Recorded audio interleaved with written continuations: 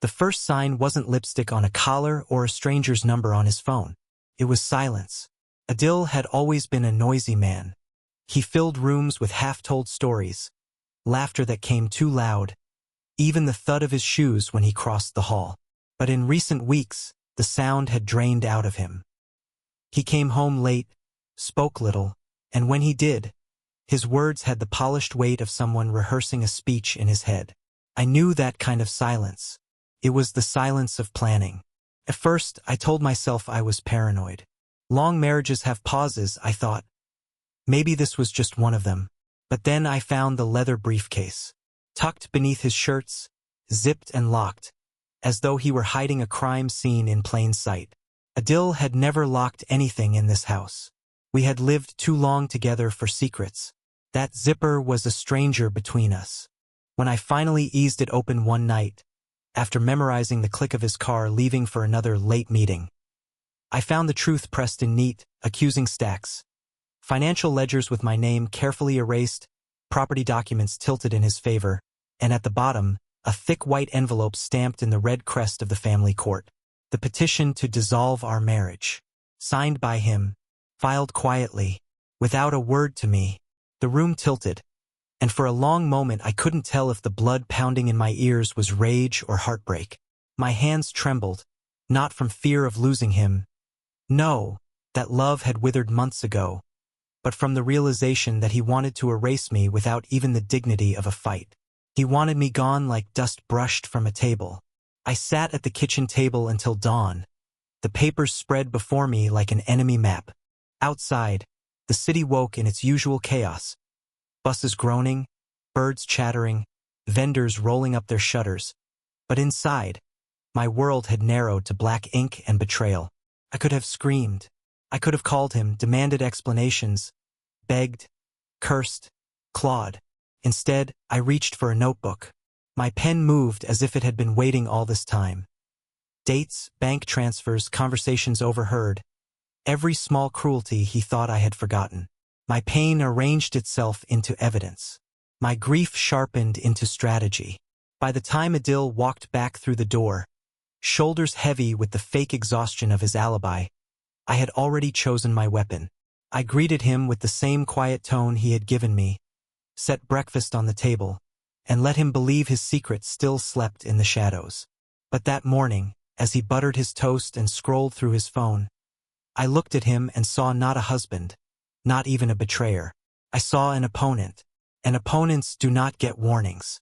Betrayal has a smell. It lingers in the curtains, in the untouched corners of a home. For me, it was the faint cologne Adil wore only to court appearances and corporate dinners, suddenly spritzed for late-night client meetings. Every time that fragrance drifted through the doorway, I felt my stomach tighten, because I knew he wasn't courting clients. He was courting escape.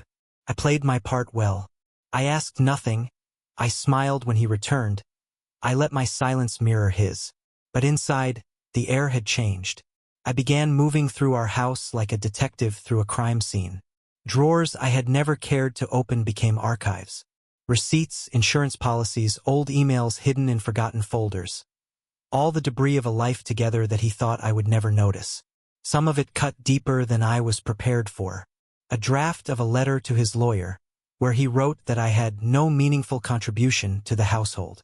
10 years of building, cleaning, managing, stretching money into meals, reduced to a phrase meant to erase me. I read that line over and over, not in tears, but in disbelief. It was as if he had written a stranger into his petition. He wanted the court to meet a ghost version of me, one he could sweep aside with a stroke of a judge's pen. That was when anger stopped being just an ember. It became fuel. I knew I couldn't fight him in his arena by shouting. He was a practiced talker, a man who could smile through lies until they seemed like truths. No, if I wanted to be heard, I needed something heavier than words. I needed proof.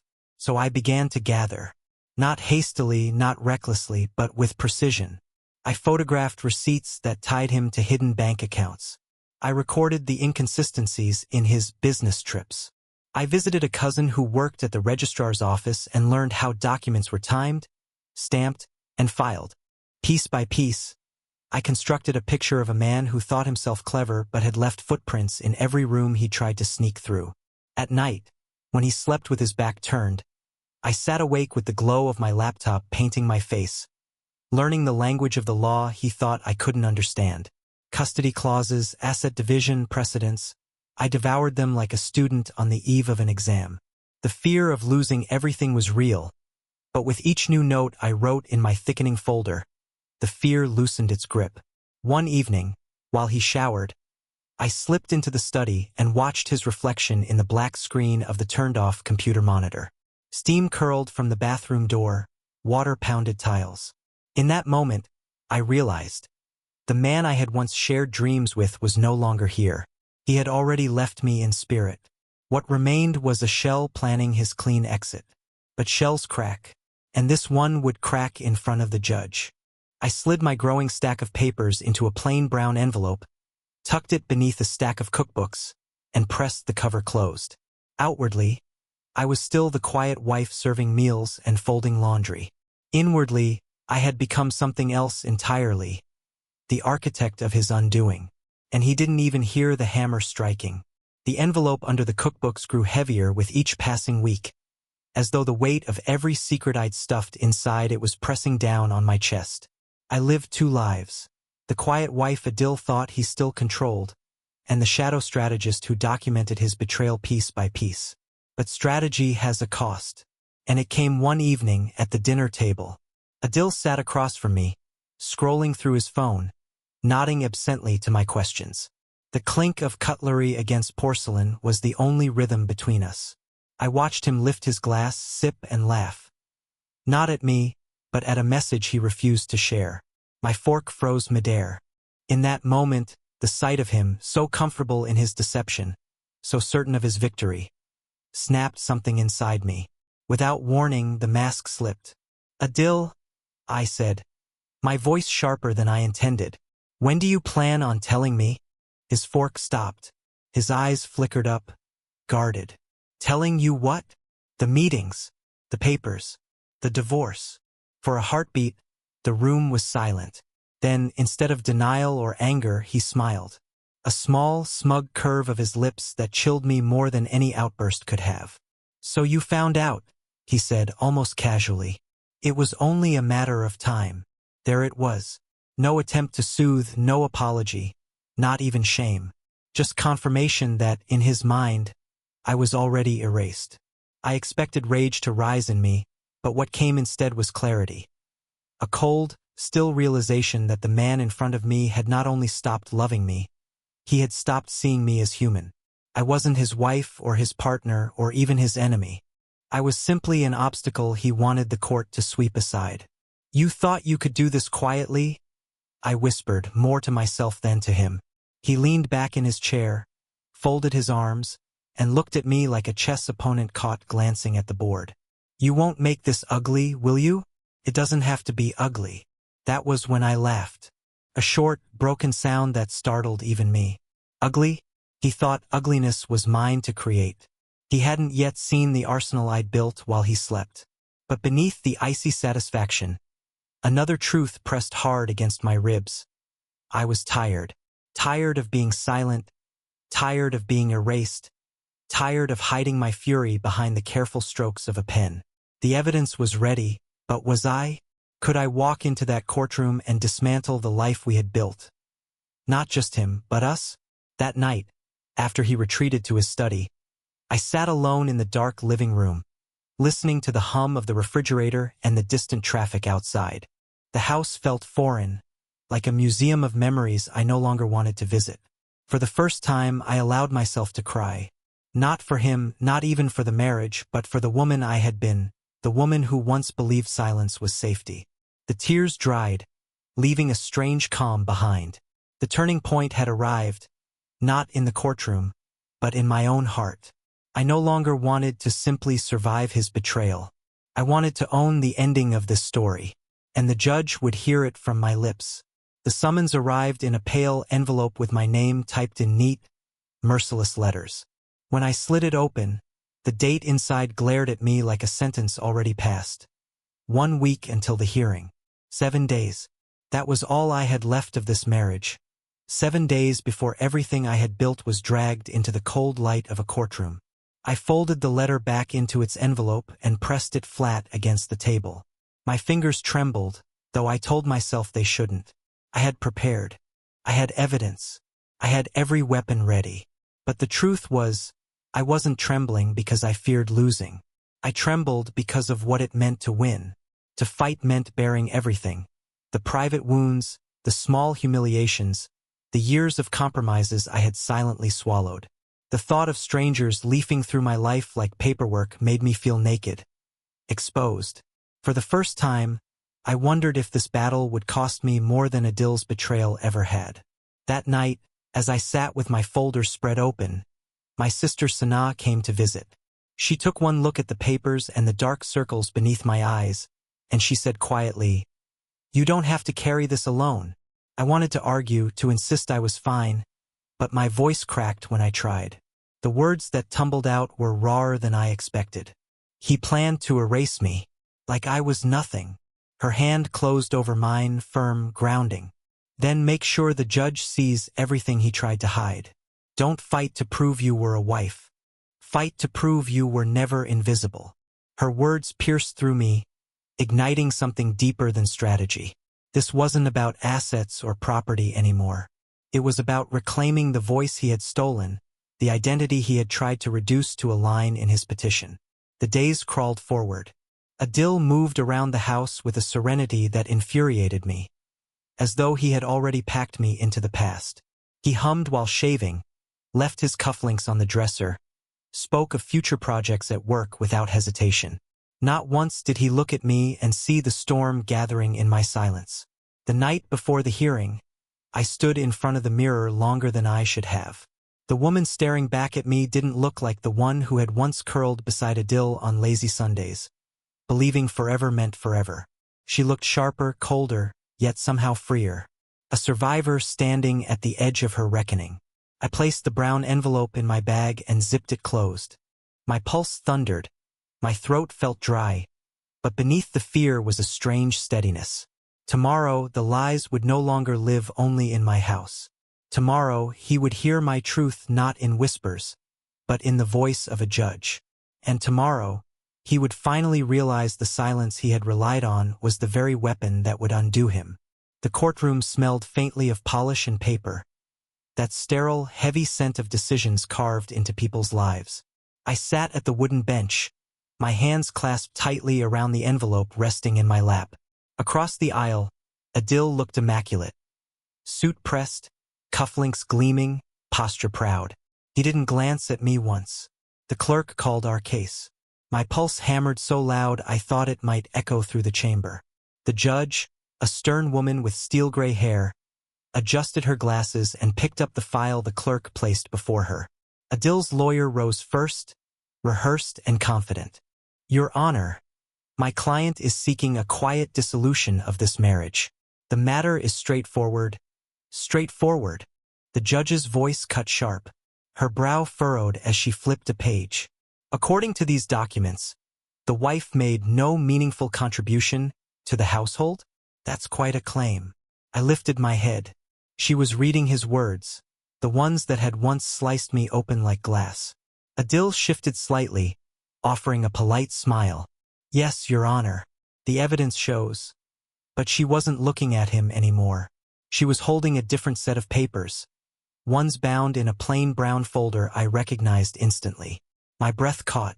"My staff received an additional submission this morning," the judge said. "From the wife." Adil's head snapped toward me, the first acknowledgement in weeks. His eyes widened, just a flicker, but enough to tell me he hadn't seen this coming. The judge continued, her voice steady, merciless. "Receipts, transfers, records of hidden accounts. Documentation of expenditures misrepresented in this petition. Testimony notes. Even photographs. Quite detailed, Mrs. Adil." She looked up at me, and for the first time someone in authority truly saw me. I stood slowly. My voice wavered at first, then steadied. "Your Honor, I did not want this marriage to end like this, but I cannot allow myself to be erased. What you hold in your hands is the truth he tried to bury. Silence filled the room, thick, electric. Adil cleared his throat, his smooth tone faltering. Your Honor, surely this is exaggerated. The judge raised a hand. Mr. Adil, sit down. And just like that, the man who had once dictated the rhythm of my days was reduced to silence. The next moments blurred. The judge's measured words, the sound of pages turning, the weight of every eye in that chamber pressing against me. But what I remember most clearly is the look on Adil's face. The certainty draining away, the smugness cracking, replaced by something rawer, smaller. For months, I had lived beneath his silence, swallowed by it, suffocated by it. But now, the only silence that mattered was his.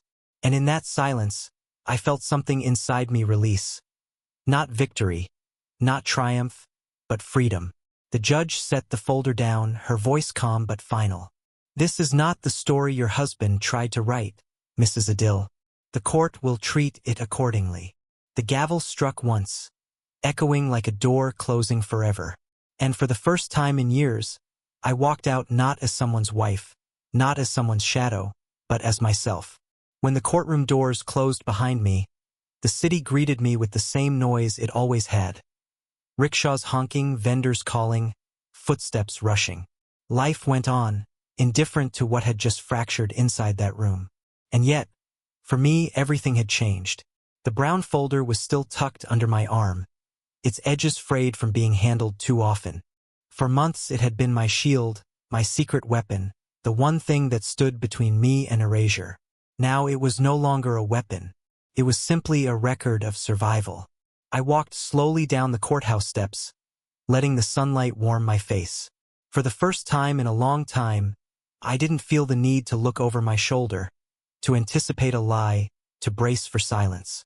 The air felt different, as though the weight pressing on my chest had finally lifted. Adil passed me once on those same steps, his lawyer whispering urgently at his side.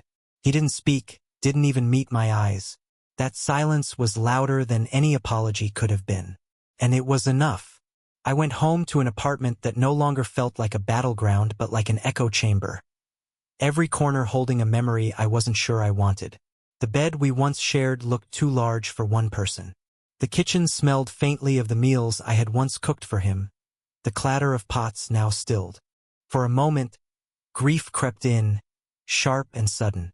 Not grief for him, but for the years I had poured into someone who saw me only as a shadow. That grief was real, and I let myself sit with it, let the tears come quietly. Because endings deserve mourning, even when they are necessary. But when the tears dried, what remained was something steadier. Resolve. I wasn't the same woman who had found those papers hidden in a leather briefcase. I wasn't the same wife who had learned to measure her worth against his silence. I was someone forged in fire, bruised, yes, but unbroken. The days that followed were not glamorous. Freedom rarely is. I learned how to eat alone without shrinking into the emptiness of the table.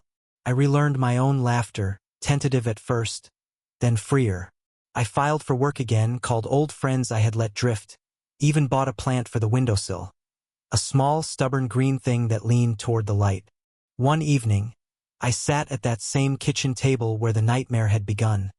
The papers spread out before me once more. But instead of anger, I felt a strange tenderness. These pages had once been my survival. Now they were just paper. They could not define me any longer. I fed them one by one into a small flame, watched the ink curl, the edges blacken, the lies turn to ash. When the last page crumbled, I whispered to the silence that remained, "You can't erase me. I was always here." And for the first time, the silence wasn't heavy. It was mine.